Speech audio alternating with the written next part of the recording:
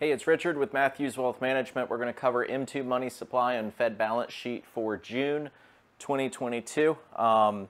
Last month in May, we saw something quite astounding that we actually had some money destruction.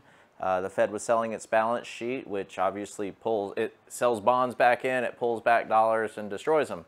And so that was like the very first tipping point of following through. So what do we got this month here? Currently, M2 is sitting at 21,754.2 billion. A month ago, it was at 21,731.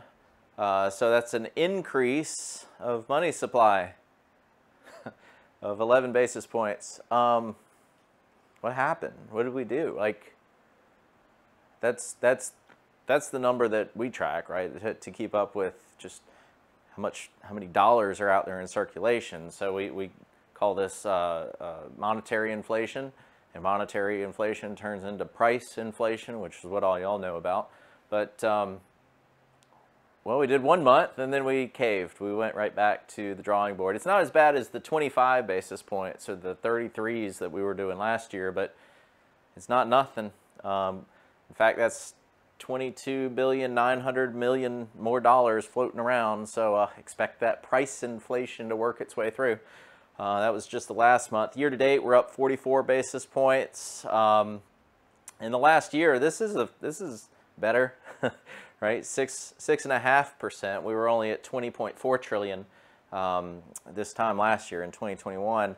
If we go back pre-government shutdowns, we're up 41.24%. So as I've kind of been saying all along, this is a nice metric to see how much prices should be going up based on just the extra dollars floating around that were printed out of thin air, debasing our currency. So balance sheet, those are the bonds basically that the Fed has purchased directly from the Treasury or through investment banks or the secondary market. And when they're doing that, they're building them up on the balance sheet and they're sending dollars out to the people that they're purchasing them from. So it depends on who it is, but eventually this also turns into inflation. And currently what's happening is they're talking about selling this off, and it's going to be rough. Anyway, so we are at 8.913 trillion.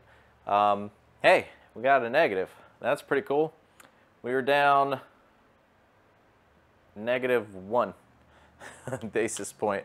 Let me write this up there in red. This was 700. The difference here, $728 million for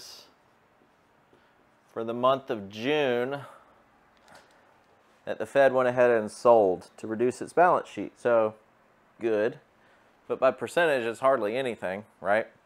So now we say, oh well, this is down 1 basis point. That's up 11, so you do the math, and okay, it doesn't work that way because we're dealing with completely different numbers here. So if we take 22.9 billion of new dollars and we subtract out the 728 of currency destruction that the Fed was doing, actually in there, we could add these together, but just to show you guys numbers here, the difference here, the net amount is 22, I think it was 178. 22,172.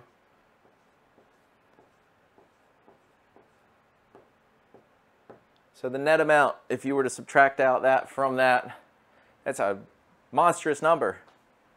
I don't think people understand zeros very well. That's the point, is we're dealing millions here. We're dealing in billions here. So it's effectively a 0.7, right? In the scope of the commas, just to highlight that.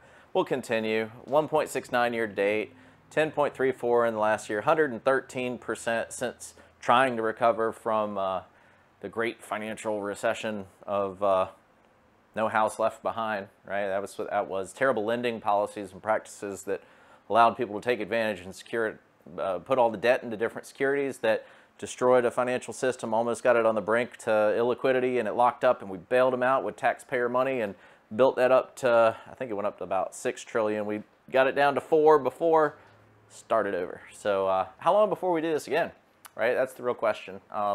Fed capitulation, that's what we talk about, is when are they going to give up and Looks like they already did. 1 month in, and we've got a positive M2. So whatever, maybe, and actually today we saw, this is July 5th, we saw growth stocks go up. When we print money, where does it go? Growth stocks. So we'll come back and see how July continues, if we're going to keep running the printing press, or if we're going to try to be fiscally responsible and send us into a recession and lay off a bunch of workers. We'll see you in August.